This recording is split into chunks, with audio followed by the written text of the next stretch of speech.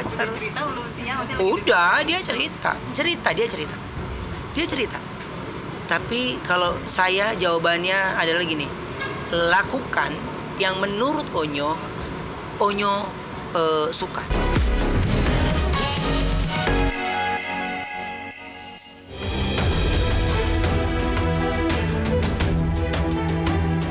Pemirsa Silet RCTI, perceraiannya dengan Sarwenda yang telah diputuskan oleh Majelis Hakim Pengadilan Negeri Jakarta Selatan pada tanggal 24 September lalu ternyata membawa perubahan yang amat signifikan pada diri seorang Ruben Onsu. Ya, selepas proses persidangan yang berjalan selama kurang lebih 3 bulan, kini Ruben mulai fokus menata kehidupan yang baru, termasuk membahagiakan ketiga buah hatinya, Onyo, Thalia, dan Tania.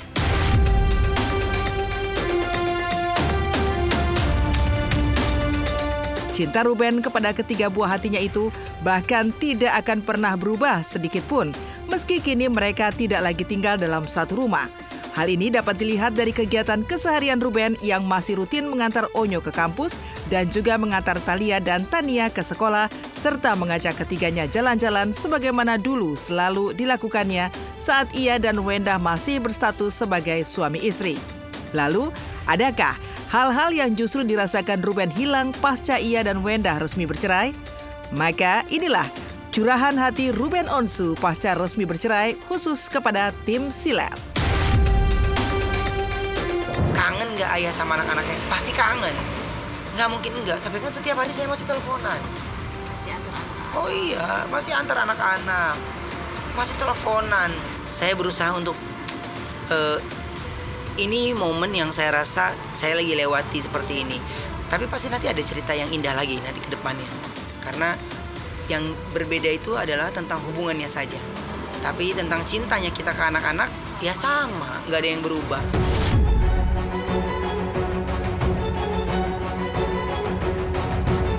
Sejatinya tidak ada satupun pasangan suami istri yang ingin rumah tangganya, apalagi yang sudah berjalan selama belasan tahun, kandas di tengah jalan. Toh, terlepas dari perceraian yang terjadi, sebagai seorang ayah, Ruben tetap ingin menjadi tempat ternyaman bagi anak-anaknya untuk berbagi cerita. Khususnya bagi Onyo yang kini telah memasuki usia dewasa dan mulai menjejakkan kakinya di dunia kampus. Lantas benarkah diam-diam Onyo juga sudah mulai curhat terkait kisah asmaranya atau sudah punya pacar? Lalu bagaimana reaksi Ruben? Jadi saya Onyo malah mana pacarnya, mana pacar? Cerita belum siang? Udah, dia cerita. Tapi kalau saya jawabannya adalah gini.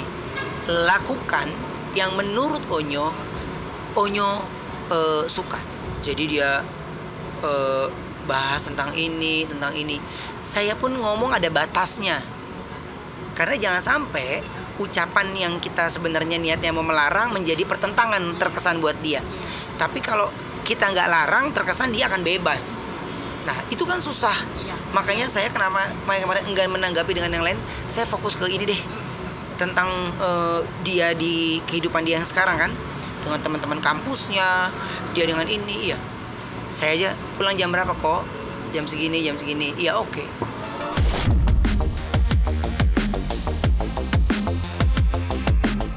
Di sisi lain, bentuk cinta kepada Onyo ditunjukkan Ruben dengan membelikan putra sulungnya itu mobil listrik idamannya seharga 1 miliar. Tidak tanggung-tanggung, bahkan Ruben sendiri dan pihak dealer yang mengantarkan sendiri mobil itu kepada Onyo di rumah. Dan seperti inilah kebahagiaan membuncah Onyo saat melihat dan melakukan test drive mobil barunya itu. Ya.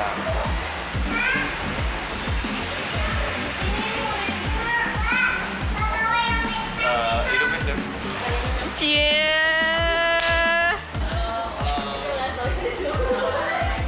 Halo. Banyak kaget ya. Dari yuk kita pulang. Dari antar mobilnya. Ayah. Oh, cie, mobil baru. Nice. Ini mobil yang aku impian dari kemarin. Kan? Ya boleh jalan. Nice. Totonya. Bye-bye. Harinya udah bener-bener harus siap deh kok. Iya. Aku kemarin ke Bogor pakai mobil ini, enak banget hari ini. Oh iya, itu mobil aku yang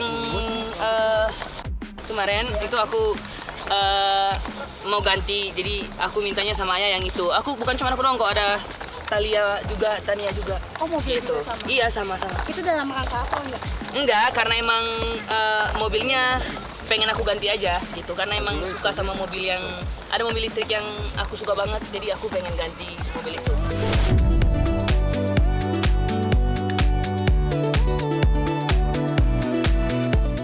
Di sisi lain terlihat pula perubahan penampilan Ruben pasca bercerai.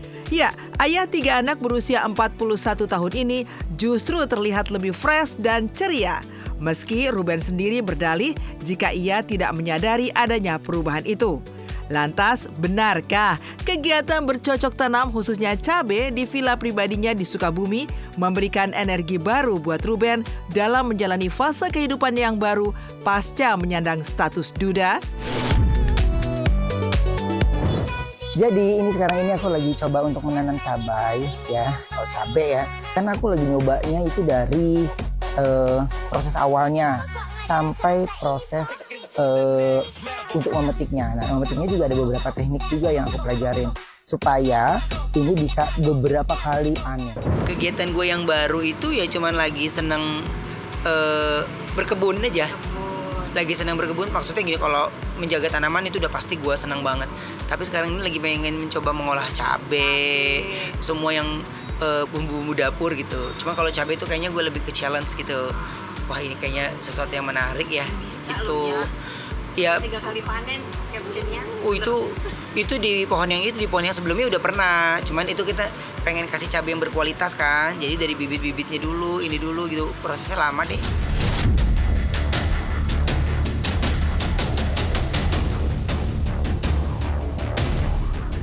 Selain curhat Ruben Onsu pasca bercerai, babak kejutan pekan ini juga pecah membongkar cerita rahasia di balik perceraian Feby Marcelia setelah 11 tahun pernikahan. Ya, bercerai diam-diam. Selama ini Feby Marcelia bahkan bungkam saat Revan Narya panas tak terima ketika netizen heboh menudingnya selingkuh karena video unggahan Feby di medsos.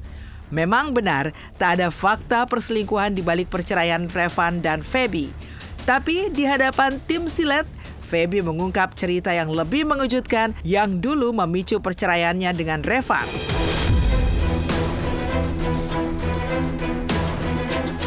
Mengejutkan karena Feby mengaku sudah banyak terlibat pertengkaran dengan Revan sejak awal pernikahan. Yang ironisnya turut diwarnai kekerasan verbal karena Revan diduga bahkan menuduh Feby Marcelia gila sehingga menyuruh ibu 2 anak itu pergi ke psikolog. Dan nyatanya selama menikah dengan Revan, Feby mengalami depresi berat, tapi tak pernah dinyatakan gila oleh pihak medis. Feby hanya disebut banyak kehilangan memori karena terlalu banyak pikiran yang dipendam. Karena di awal itu kita selalu ribut, yang akhirnya beliau bilang, pokoknya adalah kata-kata dari pihak sana, ke psikolog deh, kayaknya lu gila deh, ke psikolog deh, kayaknya lu gila deh.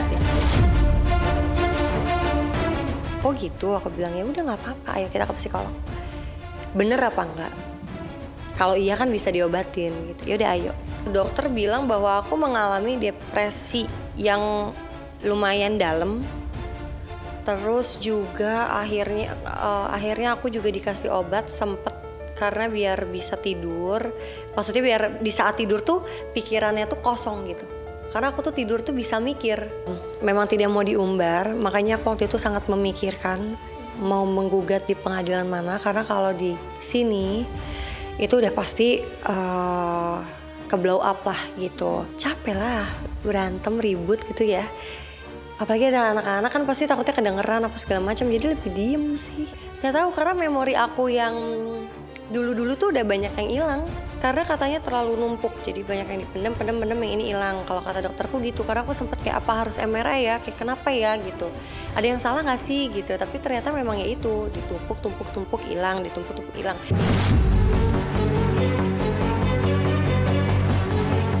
Beratnya menjalani rumah tangga bersama Revan menyisakan jalan panjang penuh jatuh bangun bagi Feby Marcelia yang kini ikut bermain di sinetron Cinta Yasmin.